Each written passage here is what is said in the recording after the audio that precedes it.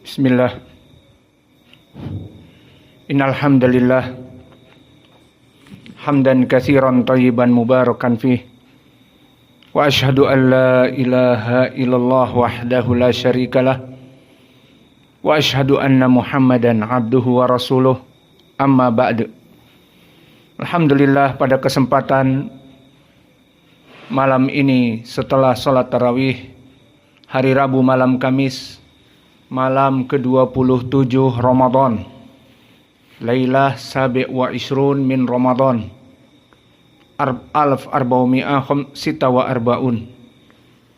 Maka pada kesempatan malam ini kita mengharap Allah menurunkan Lailatul Qadar, karena memang pada malam ini banyak di dalam adillah bahwa Lailatul Qadar diturunkan pada malam ke-27.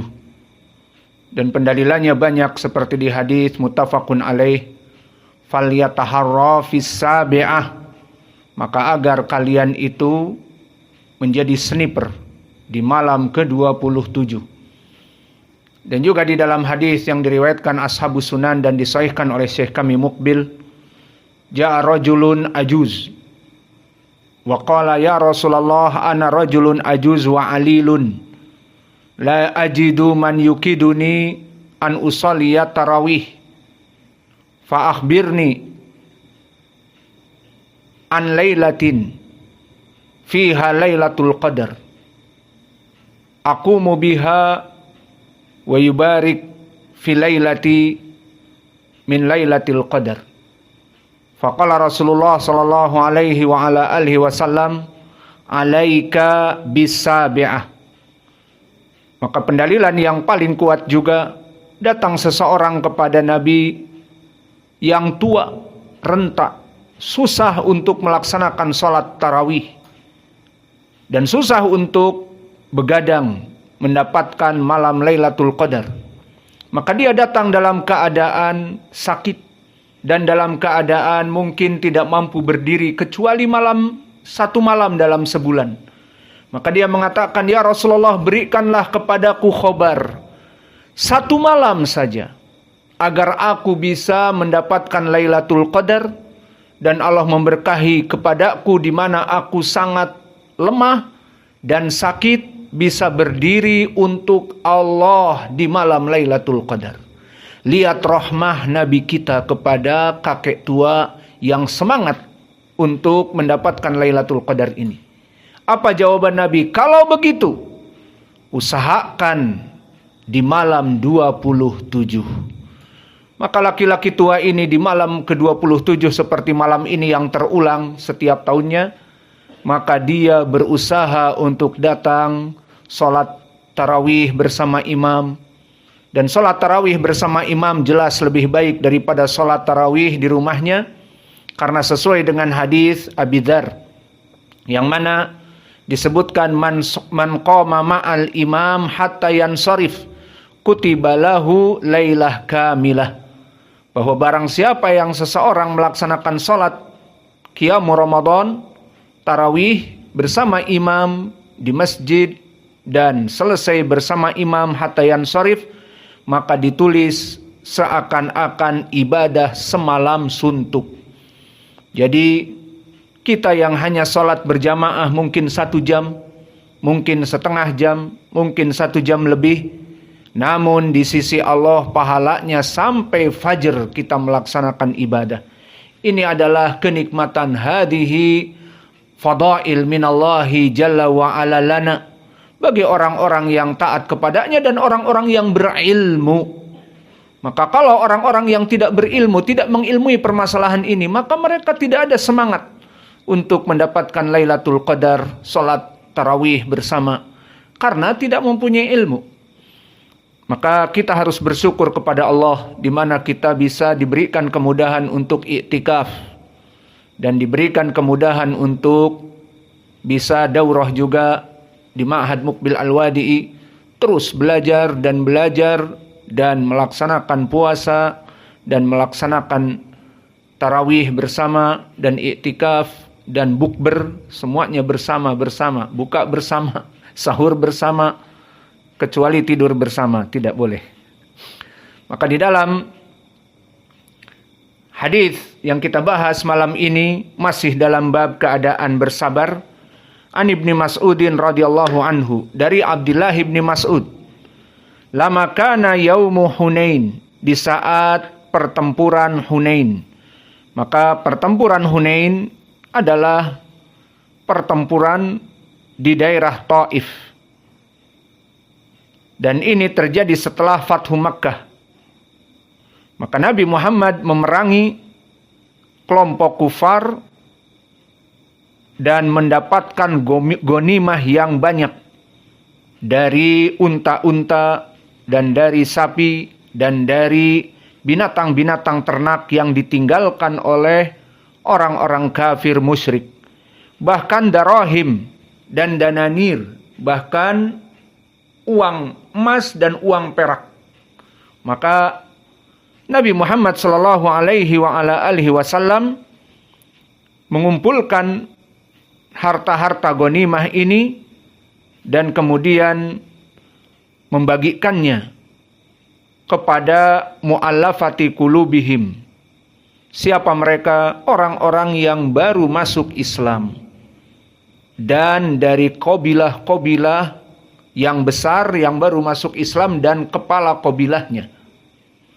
Maka ini adalah uslub dakwah Nabi Muhammad sallallahu alaihi wasallam, yu'allifuhum 'alal Islam wa a'tahum ata'an katsiran hatta kana yu'til wahid minhum mi'ah ibil. Diberikan satu orang 100 unta. Man haula minar ru'us, min ru'us al-qabail, dari kepala-kepala suku kabilah, karena kepala-kepala suku kabilah akan mengajak dari kabilahnya untuk masuk kepada Islam dan menguatkan agama Islam. Fahada huwa al-qism. Maka kembali kepada hadis, lama kana ghazwatu Hunain fa ba'da intaha min ghazwatu Hunain wa hiya ghazwatu Taif allati kanat ba'da fathi Makkah kama qulna. Maka disebutkan lama kana yaumu Hunain athara Rasulullah sallallahu alaihi wasallam nasan fil kismah. Maka Nabi memberikan pembagian kepada sebagian manusia dari ghanimah perang Hunain. Fa'ata al-Aqra ibn Habis mi'ah minal ibil. Maka diberikan kepada satu orang al-Aqra ibn Habis, dan dia dari orang-orang yang baru masuk Islam, diberikan kepada seseorang 100 ibil. Maka bagaimana satu ibil harganya? Harga satu ibil sekitar 50 juta, 70 juta. Kali 100 berapa? 70 juta kali 100 berapa? 7M. Ya apa tidak? Al-muhim, itulah keadaan dari Nabi Muhammad. Wa a'ta Uyainah ibnu Hisnin mithla dalik. Kemudian diberikan kepada si fulan juga seseorang 100 unta.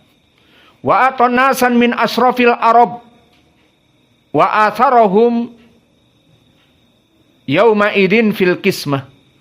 Dan Nabi memberikan kepada kabilah-kabilah Arab yang baru masuk Islam, terutama pemimpin kabilah yang besar, diberikan 100 unta, 100 unta. Maka di saat Nabi melaksanakan yang demikian, dan ini perintah dari Allah dan dia Rasulullah, bukan dia membagi-bagikan ini serangan fajar agar dipilih pemilu, ngasih beras, ngasih minyak, ngasih sembako, gula dan sebagainya. Jangan lupa ya Bu, pilih nomor 3. Jangan lupa ya Pak, pilih nomor 2. Itu yang gambarnya bapak-bapak gendut atau bapak-bapak kurus atau demikian dan demikian. Maka pembagian Nabi bukan untuk tujuan dunia atau tujuan politik, Tetapi ini pembagian dari Allah kepada nabinya. Diperintahkan nabinya untuk memberikan kepada Aqra ibnu Habis dan kepada Uyainah ibnu Hisnin dan kepada qabilah-qabilah dari Arab. Limada al-hikmah yu'allifuna al-qulub li'annahum ahdatsu fil Islam. Karena mereka orang-orang yang baru masuk Islam, maka orang-orang yang baru masuk Islam itu diberikan haknya. Maka oleh sebab itu di dalam surat Taubah tentang pembayaran zakat atau masarifuz zakah lil fuqara wal masakin wa dzukira hunak wa mu'allafati qulubihim, dan orang-orang yang baru masuk kepada Islam agar diberikan harta sehingga mereka lebih nyaman, paling sedikit alhamdulillah masuk kepada Islam, mendapatkan uang, mendapatkan demikian dan demikian. Selain dia mendapatkan hidayah, ini yang paling penting, juga mendapatkan kebahagiaan dunia dengan mendapatkan 100 ibil. Intaha minat taksim, selesai dari pembagian. Faja'a syaiton, maka datanglah syaiton iblis, yuwaswisu fi qulubin nas. Maka syaitan iblis membisiki di hati-hati manusia. Maka berkatalah seseorang, faqala rajulun wallahi inna hadhihi qismatun ma'uddila fiha. Demi Allah, pembagian ini tidak dilandaskan dari keadilan. Wa ma urida fiha rahma wajhullah. Maka tidaklah pembagian ini menginginkan wajah Allah. Fakultu wallah la ukhbiranna Rasulullah sallallahu alaihi wasallam. Maka Ibnu Mas'ud yang mendengar orang ini berkata, hada kalamul kufur. Mencela Nabi itu adalah perbuatan kafir. Maka di dalam surat Taubah juga di saat turun ayat Qul abillahi wa ayatihi wa rasulihi kuntum tastahzi'un. Maka apakah dengan ayat-ayat Allah dan Rasulnya kalian mentertawakan? Qad kafartum ba'da imanikum. Maka kalian telah kufur dari keimanan kalian. Ayat ini surat Taubah turun, diriwayatkan oleh Imam Ibnu Abi Hatim, disahihkan oleh Syekh kami Muqbil di Asbabun Nuzul. Kisahnya seperti ini, penghinaan namun kepada sahabat Nabi. Ini langsung kepada Nabi. Maka di kisah yang tadi kami sebutkan tentang permasalahan surat Taubah turun, maka dulu ada orang-orang munafik. Maka mereka memandang kepada kaum muslimin di peperangan. Haula al-muslimun, haula as-sahabah. Maka mereka para sahabat Nabi itu arghabu butunan wa ajbanu indal liqa. Mereka perutnya buncit,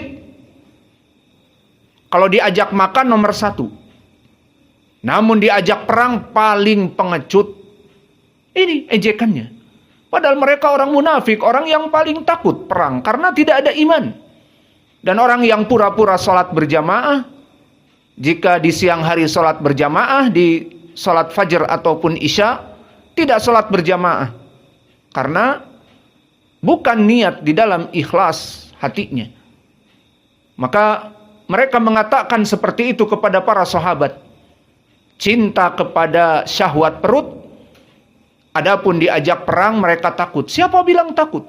Siapa yang menolong Nabi di perang Badr dan di perang Uhud? Sampai Nabi ingkasrat rubaiyatuh, terpecah dari gigi serinya. Maka mereka para sahabat radhiyallahu anhum, maka akhirnya disampaikan oleh orang yang mendengar, wallahi la ukhbiranna Rasulullah, demi Allah aku akan menyampaikannya kepada Nabi. Belum di riwayat hadis disebutkan dia sampai dan Nabi telah menindak mereka. Maka Nabi mengetahui sebelum sahabat ini. Maka Nabi mendatangi mereka dan mereka meminta ampun kepada Nabi di mana Nabi dalam keadaan di atas untanya dan mereka memegang tali unta, karena banyak dari mereka, ada 3 atau 4 atau 5, dan di antara mereka ada yang mengusap kaki Nabi, "Ya Rasulullah, ampuni kami." Maka turunlah ayat, "Qul abillahi wa ayatihi wa rasulihi kuntum tastahzi'un laqad kafartum ba'da imanikum." Maka apakah hanya dengan ini kalian mengolok-olok agama, mengolok-olok Nabi, mengolok-olok para sahabat? Laqad kafartum ba'da imanikum. Kalian telah kufur. Idan kharijun minal Islam bisabab istihza fid din. Hadihi ila sahabah. Hadihil kisah fi asbabi nuzul surat Taubah li sahabah. Fa kaifa huna lin nabi. Walakin walau kana li sahabah qad ja'al hadis la tasubbu ashabi. Kama ja'a fi sahihain an Ibnu Umar, janganlah kalian mencela sahabatku walau anfaqtum bi jabali Uhudin dahabin la tusawwu syai'an hatta sa' minhum au nisfi sa' minhum. Maka jangan mencela para sahabatku, kata Nabi. Mereka mempunyai keutamaan yang besar, membela Islam bersama Nabi. Mereka berjihad, mereka berhijrah, meninggalkan tanah kelahiran dan harta sawah ladang untuk Nabi. Maka la tasubbu ashabi, jangan mencela para sahabatku. Bahkan jika kalian mempunyai satu gunung emas Uhud, dimisalkan oleh Allah, oleh Nabi kita gunung Uhud. Karena mereka di Madinah melihat tiap hari gunung Uhud bagaimana besarnya. Maka dipermisalkan seperti itu. Kalau dipermisalkan oleh Nabi seperti gunung kerinci. Lau anna ahadukum indahu kama kerinci dahaban. Maka Umar, Abu Bakar bengong. Apa gunung kerinci? Maka poinnya adalah Nabi memberikan misal-misal alladzi maujud ladaihim. Maka disebutkan gunung Uhud ini hanya misal. Bisa jadi pahalanya lebih besar dari itu, atau emasnya lebih besar dari itu, atau lebih kecil. Yang jelas hada misal li jabali Uhud. Maka maknanya, barang siapa kalian kaum muslimin jangan mencela sahabat Nabi.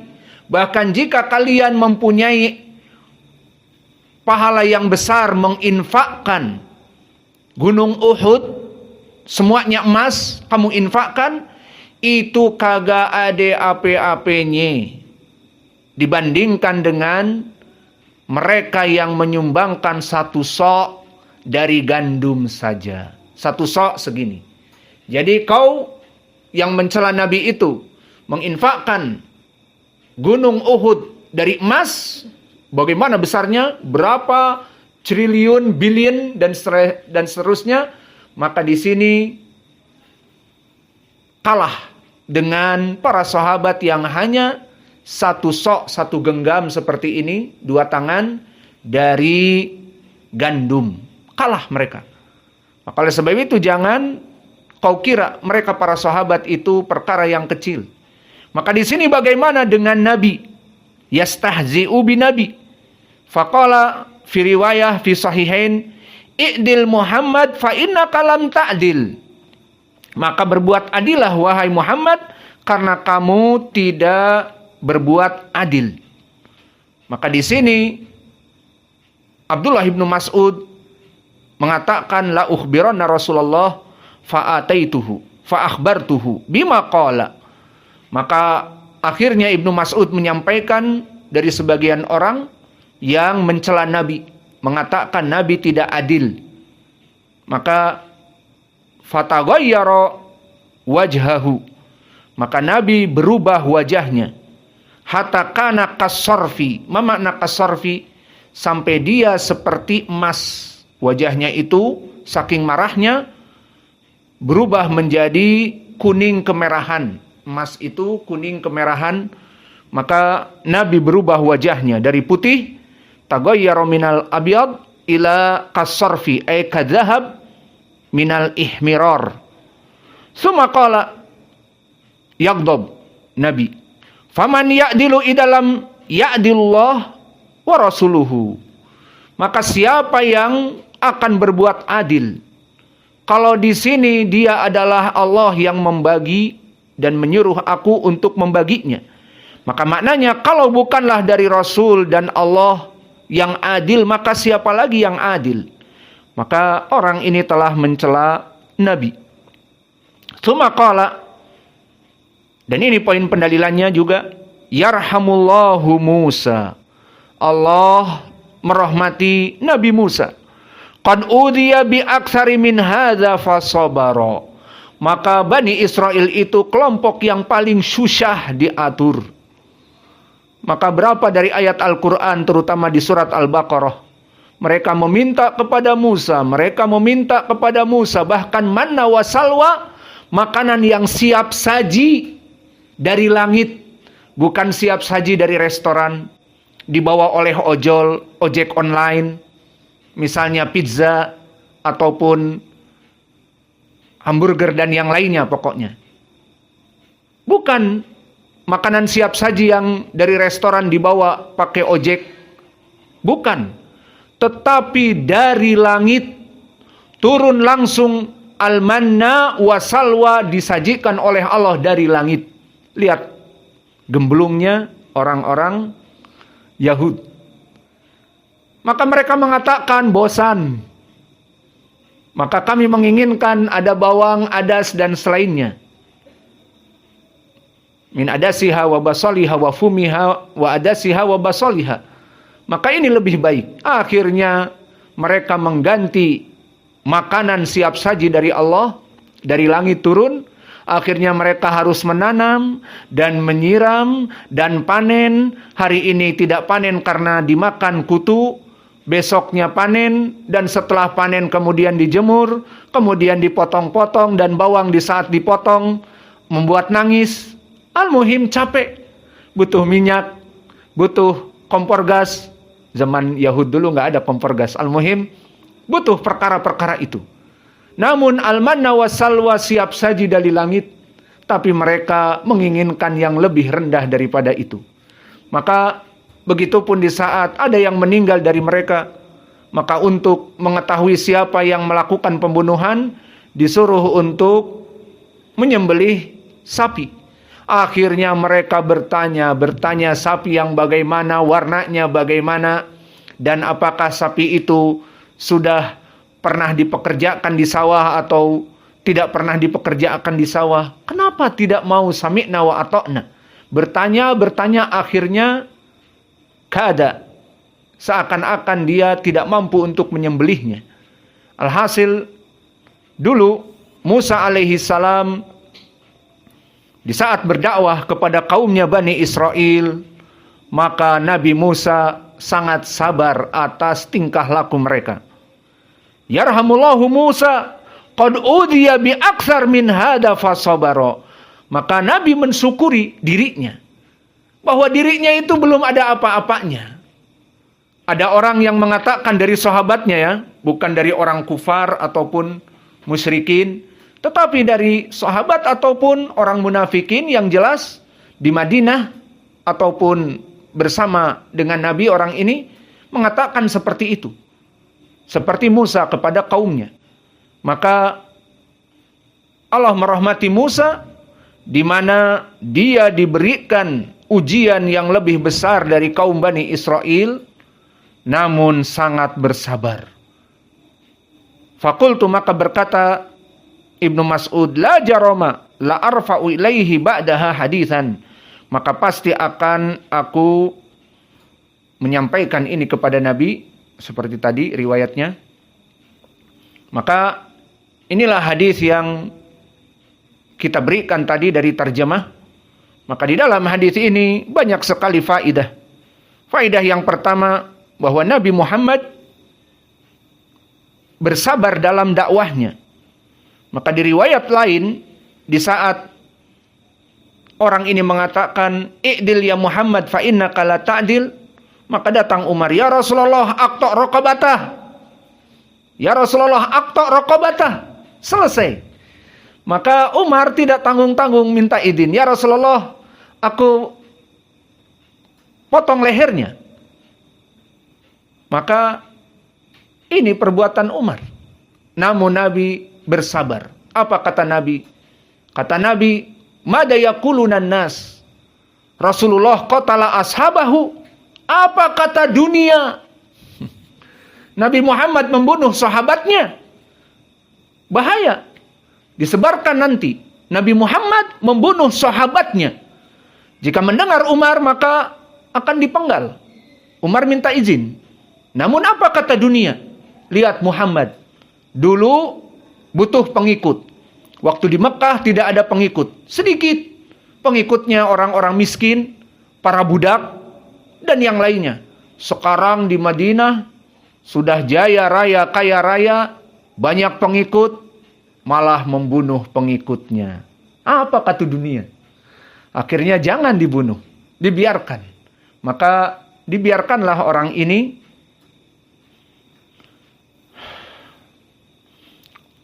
Maka faidah dari hadis ini pun, selain kesabaran Nabi kepada orang ini, juga menjadi pendalilan ucapan ini adalah ucapan kekufuran. Dan juga pendalilan kekufurannya seperti ayat tadi yang kita baca di surat Taubah. Dan juga di surat Taubah mengisahkan bagaimana orang-orang munafik mencela sahabat Nabi. Maka di sini dia mencela Nabi itu sendiri. Maka lebih jelas lagi kekufurannya. Maka awas, jangan mencela agama ini. Mencela yang berhubungan dengan sunnah, dicela. Mencela perbuatan-perbuatan yang merupakan sunnah, ucapan Nabi dan perbuatannya. Salat dengan sandal, apa itu?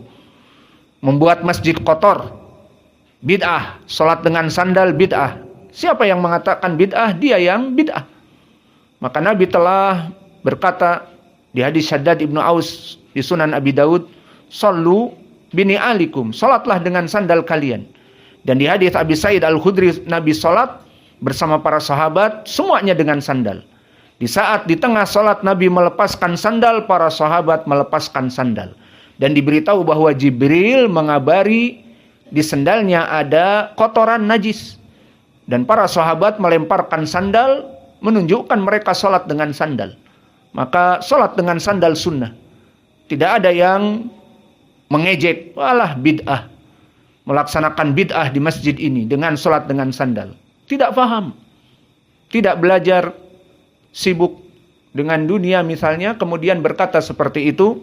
Dan ucapan ini bukan ucapan yang mudah, bisa menjadi ucapan yang besar, mencela dari sunnah-sunnah Nabi. Allahul musta'an. Maka faidah dari hadis ini pun, bagaimana setiap nabi mengambil ibrah dari nabi-nabi yang lain. Maka di sini Nabi mengambil ibrah. Dulu Musa alaihi salam sangat bersabar dengan Bani Israel. Maka aku pun harus lebih bersabar kepada kaum muslimin. Itu maknanya.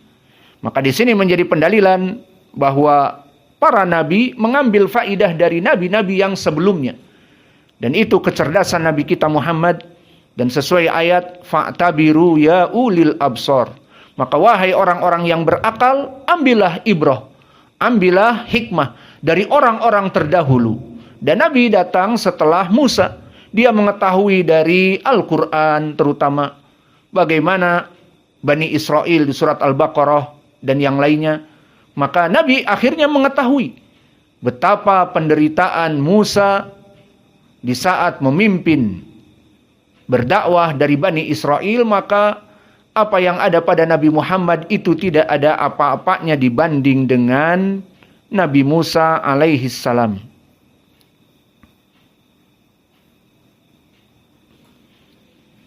Dan faidah dari hadis ini pun, diperbolehkan kita memberikan bagian-bagian dari ghanimah, terutama jika dia amir, seperti Nabi amir jihad.